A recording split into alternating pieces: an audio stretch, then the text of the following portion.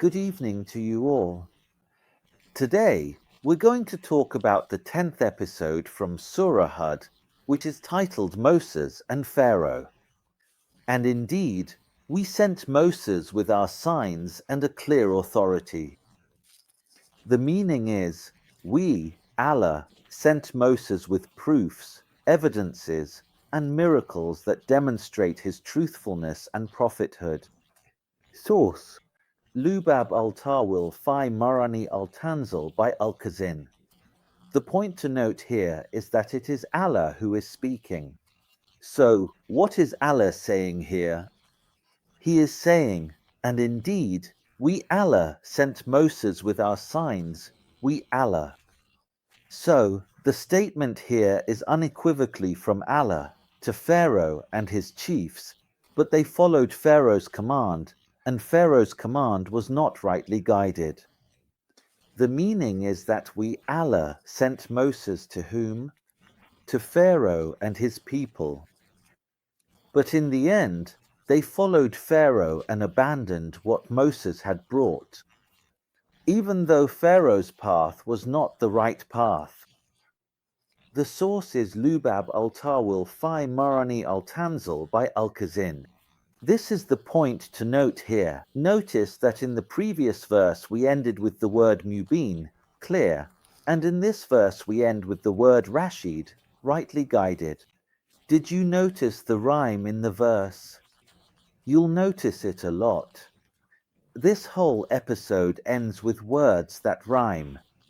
He will lead his people on the day of judgment and bring them to the fire. What a terrible place to be led to. The meaning here is that just as Pharaoh led his people and drowned them in this world, he will also lead them on the day of judgment to the fire. As the Quran says, just as their example in disbelief in this world will be their example in entering hell in the hereafter. How wretched is the one who enters, and how wretched is the one who is entered into it. What a miserable person Pharaoh is, and what a miserable fire he is going into. The source is the same as the chapter on interpretation in the meanings of the revelation by Al-Kazin. It ends here with roses. The supplied. Notice the rhyme in the coming verse. You'll find it says the supplied supply, and they were followed in this world by a curse, and on the day of judgment, how wretched is the supplied supply. The meaning: Pharaoh and his people were expelled from God's mercy in this world and cursed on the day of judgment. How wretched is the expulsion in this world and the curse in the hereafter. The source is Lubab al-Tawil fi Marani al-Tanzil by Al-Kazin.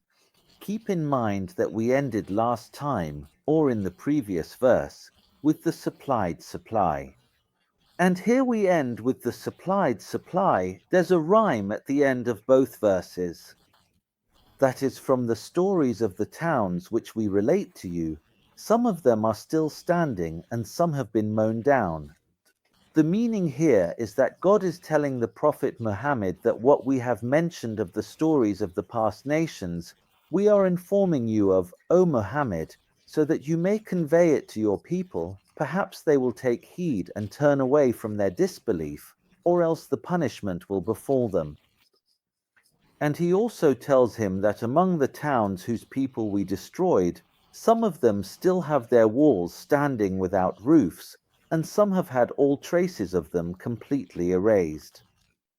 The source is the same, Lubab al-Tawil fi Marani al-Tanzil by Al-Kazin. Keep in mind, there's also a note to pay attention to. We narrate it, we are God. That is, the words here are from God, directed from God to the Prophet Muhammad. So the statement here is from God, without a doubt. And the second note is that the word hazed here is considered the end of a rhyme, just like in the next verse. I shouldn't overlook here, honestly, that it's been pointed out that the story of Moses and Pharaoh, and Moses leaving Egypt, and so on, all of this story, the history, and the archaeologists, meaning those who study excavations and all that actually say something completely different from what's mentioned in the holy books, whether the Torah or the Quran. That is, they completely deny that Moses ever came to Egypt or left it, or any of these reports and stories. And honestly, I'm going to show you just 2 minutes. It's a statement by Dr. Fidel al-Rubey, who is a well-known Iraqi scholar. So let's listen to him. In a word, there was never any exodus of the prophet Moses and the children of Israel from Egypt. And Egypt and its history have nothing to do with this event, neither directly nor indirectly. And there is nothing in the biblical text that refers to the geography of Egypt or to the history of Egypt.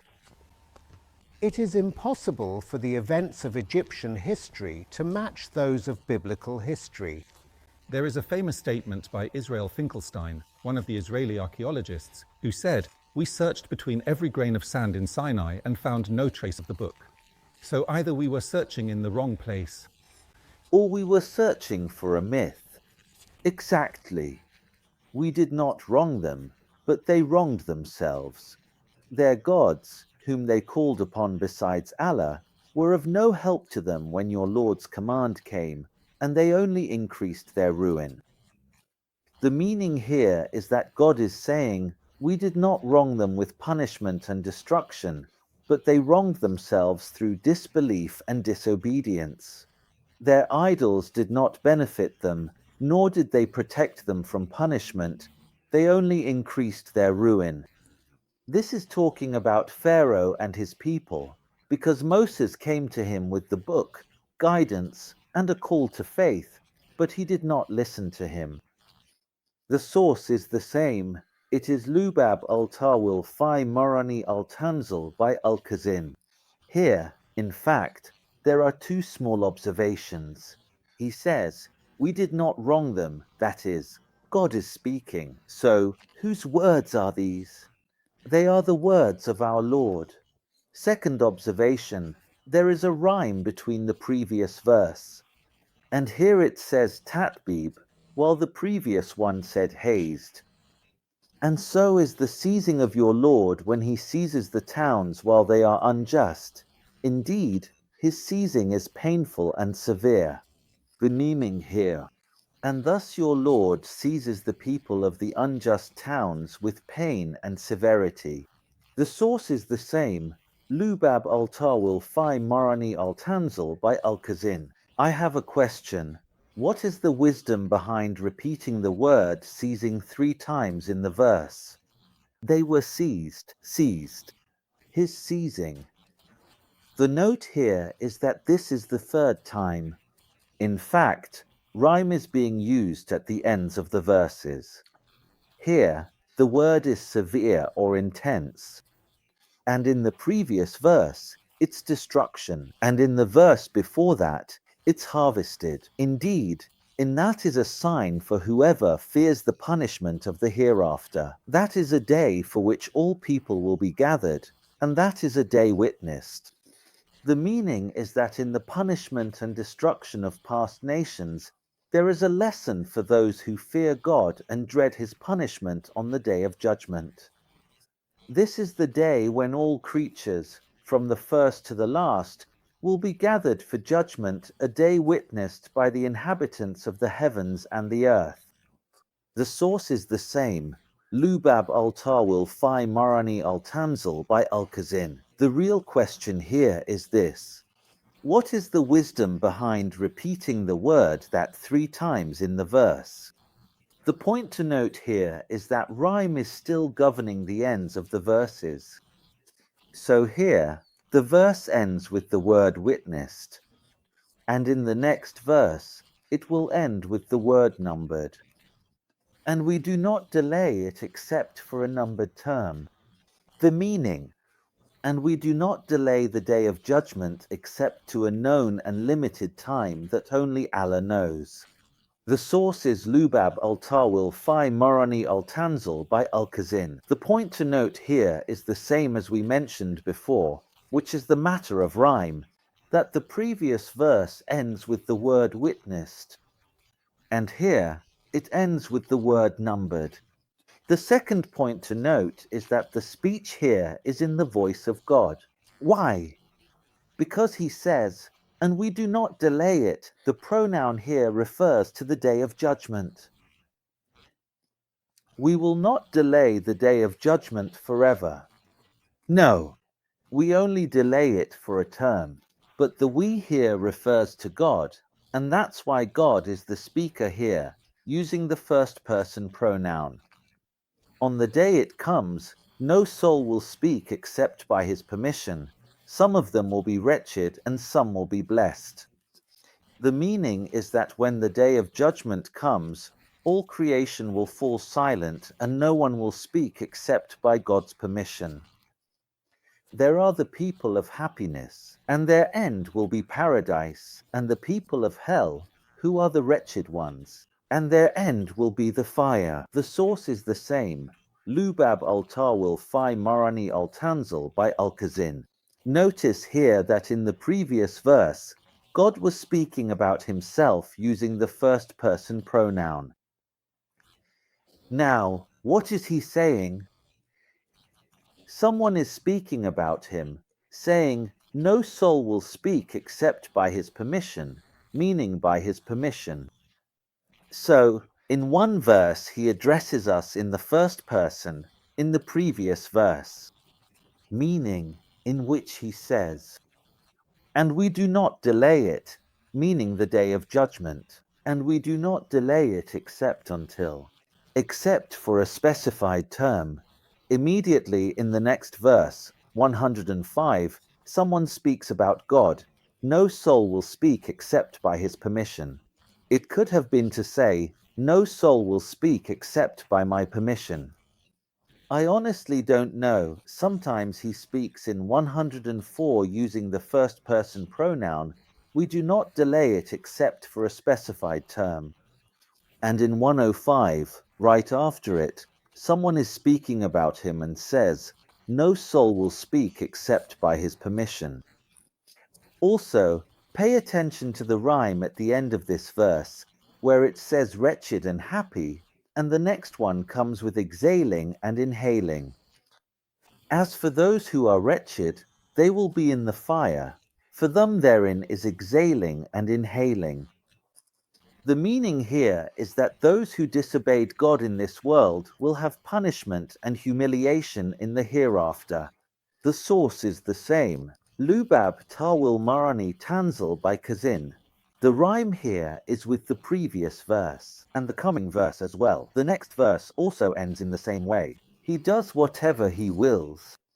They will remain therein as long as the heavens and the earth endure, except as your Lord wills.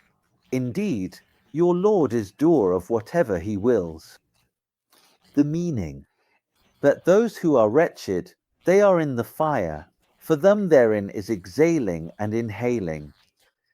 Meaning, they will breathe in hell, remaining there as long as the heavens and the earth endure, except as your Lord wills, that is, if he wills to take them out and admit them to paradise through the intercession of the Prophet Muhammad. The source here is Lubab al-Tawil fi Marani al-Tanzil by Al-Kazin. The real question here is, what is the wisdom behind? I mean, the repetition of the phrase your Lord, as you can see, it's mentioned twice in the verse, except as your Lord wills. Well, it's possible, since he is the one who does whatever he wants. And then, who is saying to whom here, your Lord? Is it God himself who is saying your Lord, or is it someone else?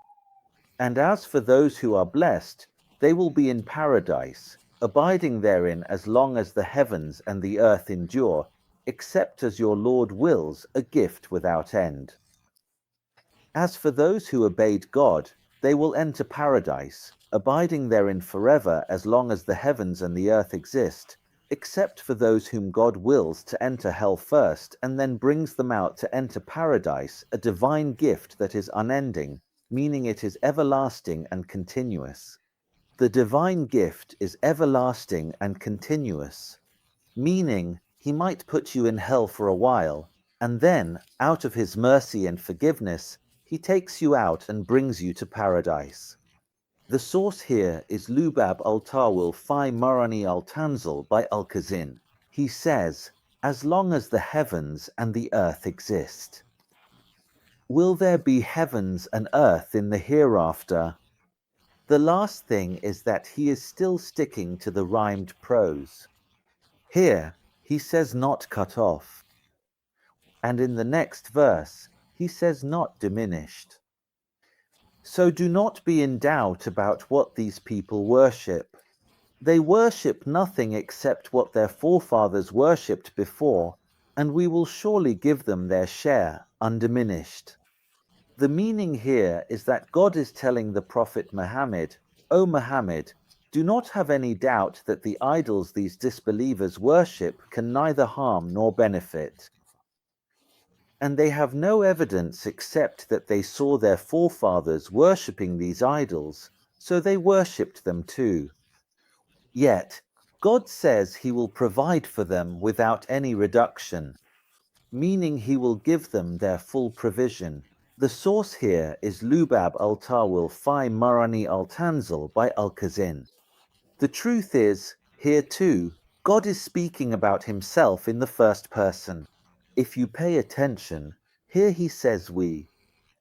So sometimes someone refers to him in the third person, and sometimes he speaks about himself in the first person, as in his saying we. Also notice, here it's not cut off and here it's not diminished. Here, in fact, rhyme plays a dominant role in these verses. Before I wrap up this episode, let me just show you the repeated stories of the prophets in Surah Hud, which we're currently discussing, and in Surah Al-Araf, which we covered earlier. For example, look at Prophet Noah. He appears in Surah Hud in verses 25 to 49, which we're on now. And he was also mentioned before Noah himself in verses 59 to 64 in Al-Araf. All right, let's move to the next. Prophet Hud in Surah Hud from verses 50 to 60. In Surah Al-Araf from verses 65 to 72. After that, Prophet Soleh in Surah Hud is from verses 61 to 68. In Surah Al-Araf, he's mentioned from verses 73 to 79. Prophet Shu'aib in Hud is from verse 37. 83, and in Al-Araf from verse 25 to 95. Refer to the verses for all of this. Prophet Lot is covered in Hud from verse 37, 83, and in Al-Araf from verse 80 to 84. The summary of these prophetic stories is that the prophet goes to his people and tells them to leave idols and worship the one God. They tell him, no, we're not doing that. We'll just follow our forefathers. So he tells them, fine, God will judge you and you'll enter the fire in the hereafter. That's basically the summary. The question here is, what is the wisdom behind repeating the prophetic stories in two surahs, or specifically in Hud and Al-Araf? If the meaning is the same, I mean, there's nothing new, and you can. Honestly, I brought the verse numbers to save people time and effort. And you can go back and compare the prophetic stories here, and they're the same. So then, what's the reason for repeating them? Thank you very much, and I'll see you in the next episode.